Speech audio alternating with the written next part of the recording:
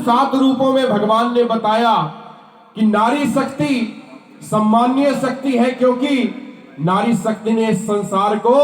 सृजन किया है। ब्रह्म पुराण के पहले वाक्य में अगर आप चलें तो उसमें भी साफ साफ लिखा हुआ है कि गृहस्थ जीवन ही सृष्टि का आधार है। इस सृष्टि में जहां तक भी जिसकी भी भावनाएं उद्घोष होती हैं, वहीं पर मेरे अनंत बलवंत हनुमंत लला प्रकट हो जाते हैं। कथाओं के माध्यम से अगर सनातन धर्म की तरफ प्रशस्त किया जाए तो आप ये समझें कि मां जानकी के परम प्रिय पुत्र हनुमान जी महाराज सदैव अपने लीलाओं के माध्यम से, अपने भावों से, अपने निर्णयों से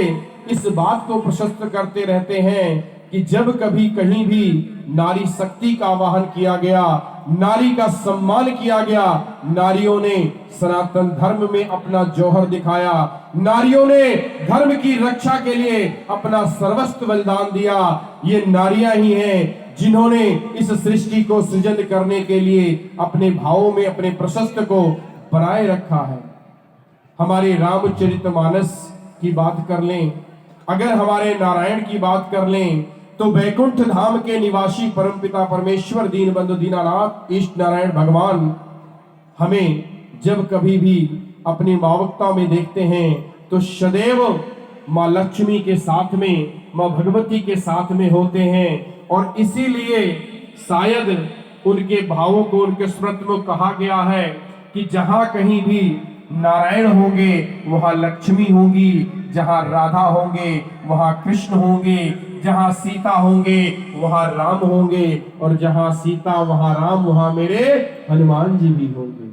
शायद सनातन धर्म का यही उद्घोष है, यही भाव है कि जिसके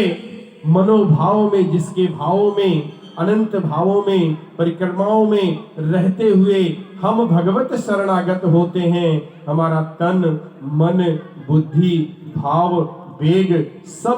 नारायण को ही समर्पित हो जाता है। और जब आप अपना समस्त नारायण को समर्पण कर देंगे तो नारायण आपका कभी अनित कर ही नहीं सकते। बात बड़ी छोटे विडंबन की बात है। कथाओं के भाव में अगर देखा जाए तो रामचरितमानस आप उठा लें, श्रीमद् भगवत कथा आप उठा लें, श्री देवी भागवत आप देख लें, सभी का सार एक ही है, सभी के भाव में एक ही है कि आप अपने आप को भगवत शरणागत करें। भगवत शरणागत होने के बाद जो भी आप कार्य करेंगे, जो भी आप भाव में रहेंगे, उन्हीं कार्य, उन्हीं भाव, उन्हीं असस्तों में आपका सर्वस्व कल्याण बना रहेगा। आपके समस्त जीवन की सभी विघ्न बाधाएं, सभी असस्तियों भावों को नारायण स्वयं समाधान कर देंगे। भगवान श्री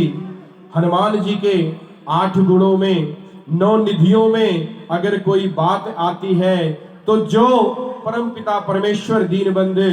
दीनानाथ के भ्रातेश्वरी मां भगवती, मां दुर्गा, मां काली, मां सीता के रूप में हैं, जिन्होंने मेरे अनंत बलवंत हनुमंत लला को वरदान दिया।